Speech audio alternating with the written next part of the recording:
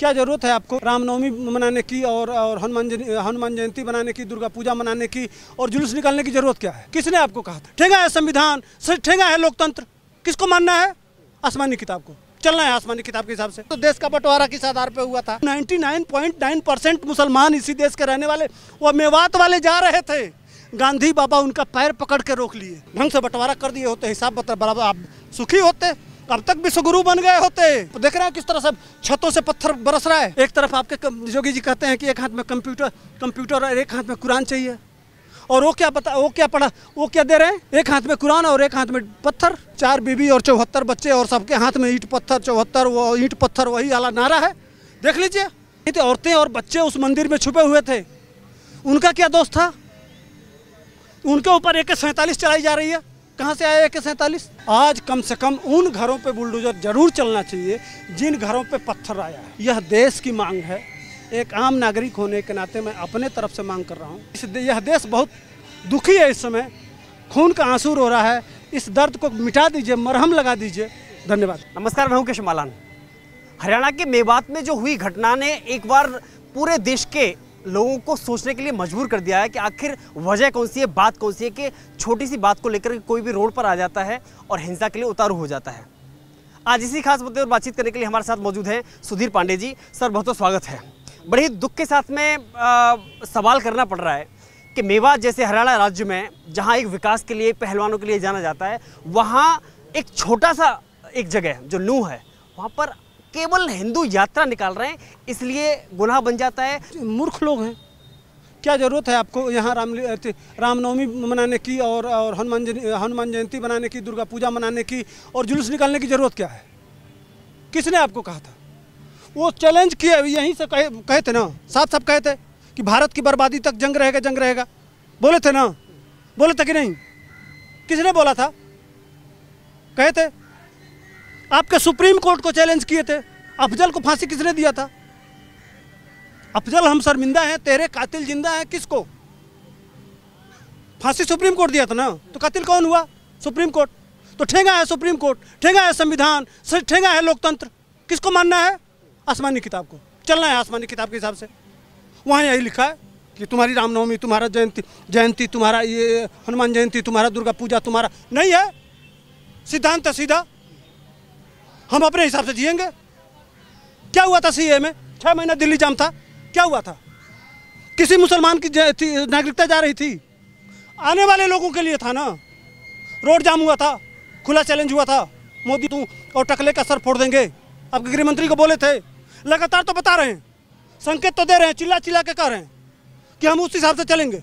हमारा जो तरीका है, हमारा जो सिस्टम है, हम उस हिसाब से चलेंगे। तुम कौन होते हो भाई? देश तुम्हारा होगा, लेकिन हम उसी हिसाब से चलेंगे। अगर हमारे रास्ते में आओगे तो तुमको जो हमारे हिसाब से लिखा है दंड देंगे। हमारे वहाँ पत्थरबाजी जायज़ है, कत्ल जायज़ है, उस हिसाब से करेंगे। वो कर रहे हैं। तो अब आपको समझना है, इस देश को समझना है भाई साहब। इतना ही समझना होता तो ये जय भीम वाले, एक बात बताइए, अफगानिस्तान में बुद्ध की बहुत बड़ी मूर्ति लगी थी, और एक मूर्तियाँ नहीं थी, 1000 मूर्तियाँ थी बुद्ध की। तोप लगा के उड़ा दिया गया। क्या हमारे प्रधानमंत्री बहुत कहते हैं युद्ध नहीं बुद्ध चाहिए। वहाँ बुद्ध तो थे ना बुद्ध। ये स्वामी प्रसाद मौर्य भी बड़ा बुद्ध जब ज्ञान वापी वगैरह पर होता है तो बौद्ध का साकेत और फला में कहता है। क्यों तोड़ दिया गया? बताएगा तू? बात समझ रहे हैं ना? वो सीधा है कि भैया, चाहे वो अम्बेडकर की मूर्ति हो, चाहे गांधी की मूर्ति हो, और चाहे तुम्हारे संविधान की मूर्ति हो, मूर्ति किसी भी गैर मजहब के साथ रहना नहीं है। अगर गैर मजहब की बात नहीं होती तो देश का बंटवारा किस आधार पे हुआ था? जरा बता दीजिए, किस आधार पे हुआ था? हिंदू मुस्लिम एक साथ नहीं रह सकते। वोट पड़ा था भाई साहब। 99.9% मुसलमान इसी देश के रहने वाले वो मेवात वाले जा रहे थे, गांधी बाबा उनका पैर पकड़ के रोक लिए। निकालूं, डाटा है मेरे पास कि मत जाओ। भोगिए। अब महान है, वो महान है, मिल रहा है ना सजा। जो किए हैं वो भोगिए। रखने का परिणाम तो मिला था। ढंग से बंटवारा कर दिए होते, हिसाब बराबर, आप सुखी होते, अब तक विश्वगुरु बन गए होते। भैया, उनको इससे मतलब नहीं है। वह जब सबको हटा लेंगे तो आपस में ही लड़ेंगे। कल 20 बम फूटा है पाकिस्तान में, 20 लोग हैं। 45 लोग, समझ रहे हैं ना। वो आपस में ही लड़ेंगे, उनका मकसद ही लड़ाई, बर्बादी, जंग, इसके अलावा वो कुछ जंग मैंने कमर से नीचे, सेक्स, जंग और यही सब, यही 2-4 चीज़ें हैं। उनका सिद्धांत ही है, उसी पे उनको चलना है। वो रास्ते पे जाएंगे, वो अपने बच्चों को सिखा के रखे हैं। देख रहे हैं किस तरह से छतों से पत्थर बरस रहा है। कितने उम्र के बच्चे हैं। एक तरफ आपके जोगी जी कहते हैं कि एक हाथ में कंप्यूटर और एक हाथ में कुरान चाहिए, और वो क्या पढ़ा, वो क्या दे रहे हैं, एक हाथ में कुरान और एक हाथ में पत्थर। हाँ, दुकानदार वो 4 बच्चे और 4 बीबी और 74 बच्चे, और सबके हाथ में ईंट पत्थर 74, वो ईंट पत्थर वही वाला नारा है। देख लीजिए भाई साहब, उसमें बच्चे, औरतें थीं जो जा रही थी, औरतें और बच्चे उस मंदिर में छुपे हुए थे। उनका क्या दोष था। उनके ऊपर AK-47 चलाई जा रही है। कहाँ से आया AK-47। इस भारत के साथ युद्ध करना है क्या, जंग करना है क्या। सारे अवैध कारोबार होते हैं वहाँ। पुलिस के थाने में घुस के पुलिस के वैन को, यहाँ तक कि एम्बुलेंस, फायर ब्रिगेड, वो क्या बिगाड़ा था। कैसी सोच है यह। एम्बुलेंस देखता है क्या हिंदू और मुसलमान, हिंदू जाए या मुसलमान जाएगा। फायर ब्रिगेड सिर्फ हिंदुओं के घर को जलाती, पानी बुझाता है कि मुसलमानों का। वह अगर देश की संपत्ति अगर रहता तो कल मुसलमान का घर जलता तो उसमें पानी नहीं फेंका जाता क्या। है सोच, समझ रहे हैं। इतना भी नहीं समझ में आता है तो मत समझो, भाड़ में जाओ। उसमें भी सारी जातियां हैं, लेकिन कल एक हो गए थे। आप वहाँ से निकलेंगे तो तमाम जातियाँ बन जाएंगे। कोई ठाकुर बन जाएगा, कोई ब्राह्मण बन जाएगा, कोई पिछड़ा बन जाएगा, कोई दलित बन जाएगा। वहाँ दिखा, बनो, फिर जाके समुद्र में डूब जाना। बाकी क्या बचा है, कुछ बचा था क्या। पुलिस वाला वर्दी देख के दो होमगार्ड, एक उस जगह AK-47 से लगा है, वो गया था बचाने के लिए ना अधिकारी। अच्छा, इस देश में पुलिस हमेशा हिंदुओं के साथ ही क्यों होती, मुसलमानों के साथ क्यों नहीं होती। एक मुसलमान पुलिस कांस्टेबल भी हिंदुओं के बीच में सुरक्षित रहता है। अगर वह पुलिस वाला है, एक मुसलमान है, वह भी दंगे में मुसलमानों के बीच में नहीं जाता है। सिर्फ मुसलमान कांस्टेबल भी हिंदुओं के बीच में क्यों आता, क्या कारण। दुश्मनी वहाँ है, यह सिस्टम तुम्हारा है, यह कॉन्स्टिट्यूशन तुम्हारा है, यह वर्दी तुम्हारी है। हम सरिया मानते हैं या तुम्हारी वर्दी नहीं मानते हैं। इस सिस्टम को हम नहीं मानते हैं।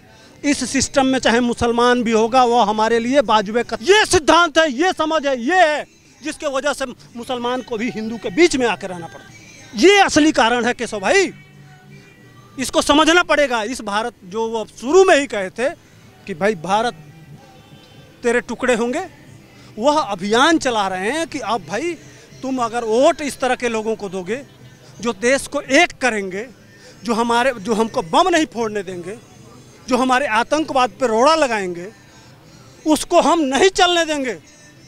हम जंग के लिए तैयार बैठे हैं, अब आओ जंग कर लो। यह खुली चुनौती है, सीधे देश के सामने उन्होंने प्रस्ताव बना के रख दिया। वो चाहे नागलोई हो, चाहे वो मेवात हो, और चाहे बिहार के 5-7 जगह हो, या देश के कोने कोने में हो। लगातार आपके त्यौहार, कोई ऐसा त्यौहार बचा है, एक त्यौहार बता दो भाई, हम भी देखें कि फला त्यौहार पे नहीं हुआ। पश्चिम बंगाल में दुर्गा पूजा, बिहार में रामनवमी और हनुमान जयंती। यह जो शोभा यात्रा निकली है, यह 100 साल 50 साल से निकल रही है। ये आज नहीं निकली है, 50 साल से लगातार निकल रही है, और उसके ऊपर यह हुआ।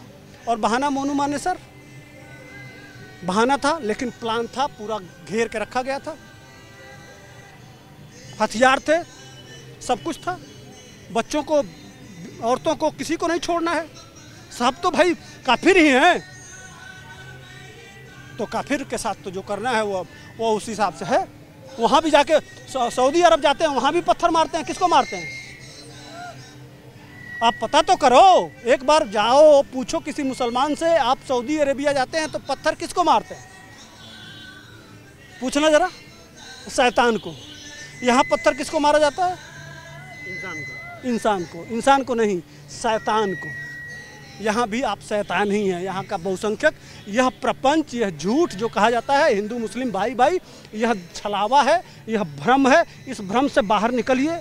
चाहे वो पिछड़ा हो, चाहे दलित हो, उसमें नहीं पूछा गया था, नहीं देखे थे कि आप दलित हैं कि पिछड़ा हैं कि कौन है।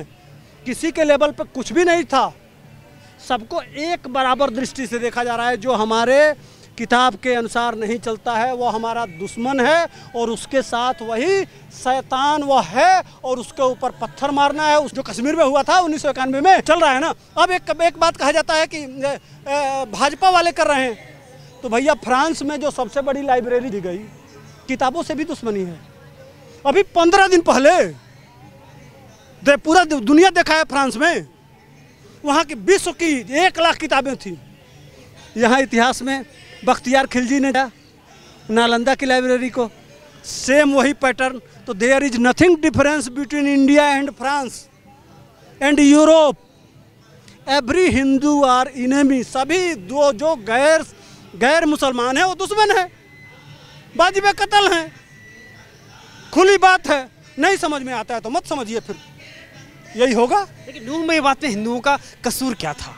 क्योंकि जिस हिसाब से मंदिर के पहाड़ियों से ऊपर से हमला किया जाता है, और मंदिर में हिंदुओं के बहन बेटियों को, बच्चों को जो पूजा जलाभिषेक करने के लिए घर से निकले थे, उनको घेरकर बंधक बनाया जाए। तो गलती इतनी है कि आप अपने धर्म को क्यों मना रहे हो यहाँ?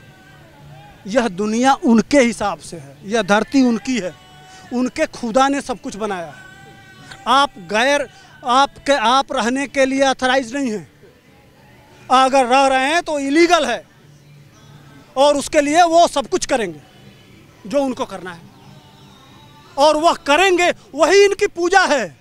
आप जैसे जाते हैं ना तो कहते हैं ना कि सर्वे भवन्तु सुखिनः। मैं बार बार कहता हूँ, पूरा ब्रह्मांड भाई परिवार है। अयम निज प्रोवेति गणना लघुचेत सामुदा वसुधैव कुटुम्बकम कहते हैं ना आप।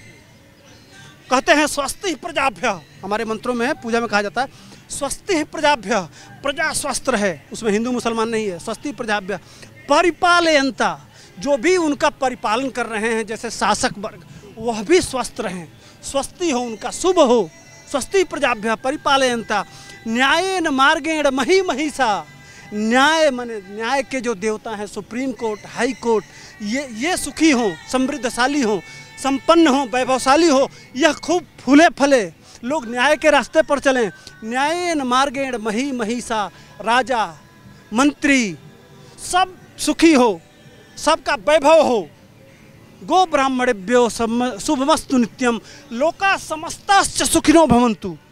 गाय हमारी शुभ हो, ब्राह्मण शुभ हो, और पूरी धरती पर जो भी जीव है, लोका समस्ता माने समस्त लोक में सुखिनो भवन्तु, सभी लोग सुखी हों। आप कहते हैं वहाँ जानते ही हैं, उसको कहना नहीं है। तो जहाँ सोच में इतना अंतर है, जहाँ विचारधारा में इतना अंतर है, आप कैसे कह सकते हैं भाई साहब? समझ रहे हैं? नहीं समझ में आता है। समझाते समझाते हम लोग थक गए, बोलते बोलते थक गए। उनकी कोई गलती नहीं है। गलती इतनी है कि वो अपना धर्म कैसे मना रहे हैं, यही उनकी गलती है, और उसी की सज़ा वो उनको देना है। वह सज़ा देंगे तो उनका बहुत ऊपर बहुत मिलेगा ना, 72 हूर मिलेगी बस। लेकिन आज पीड़ित लोग, आज पीड़ित हिंदू चीख चीख करके योगी जी को पुकार रहे हैं। बोले आज अगर हरियाणा में योगी जी होते तो शायद हम आज बच जाते। ये तो खट्टर को ऐसा करना चाहिए। आज कम से कम उन घरों पे बुलडोजर जरूर चलना चाहिए जिन घरों पे पत्थर आया है। खट्टर साहब, यह देश की मांग है।